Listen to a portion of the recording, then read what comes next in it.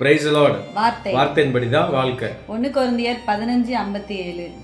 நம்முடைய கர்த்தராகிய இயேசு கிறிஸ்துவினாலே நமக்கு ஜெயம் கொடுக்கிற தேவனுக்கு ஸ்தோத்திரம். ஆமென். இந்த நாளில் இதை பார்த்துட்டு இருக்கிற உங்களை பார்த்து ஆவியானவர் சொல்லுகிறார், இந்த வருஷ கடைசிக்குள்ள ஆண்டவர் உங்களுக்கு நிச்சயமாக ஒரு ஜெயத்தை கொடுப்பார். ஆமென் சொல்லுங்க. ஏன் அப்படின்னா, நீங்கள் எடுக்கிற எல்லா காரியத்திலுமே ஒருவேளை தோல்வி, பிஸ்னஸோ குடும்ப வாழ்க்கையோ படிப்போ இல்லை வேலை பார்க்குற இடத்துல எல்லாமே தோல்வியாகவே இருக்குது அப்படின்னு நீங்கள் சொன்னீங்கன்னா, பவுல் அழகாக சொல்லியிருக்கிறார், நமக்கு ஜெயம் கொடுக்கிறவர் ஆண்டவராகிய இயேசு கிறிஸ்து தான்.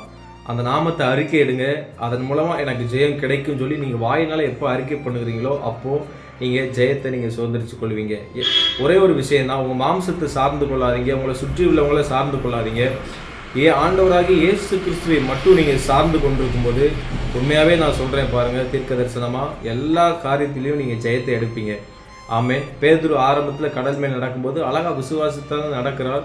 ஆனால் போக போக காற்றையும் கடலையும் பார்த்து அவர் தன் மாம்சத்தை நம்பினபடியா, சூழ்நிலையை நம்பினபடியா என்ன ஆகுது அப்படின்னா கடலில் மூழ்க ஆரம்பிக்கிறார். அப்படி இருக்க வேணாம், முழுமையாக அவரே சார்ந்துருங்க.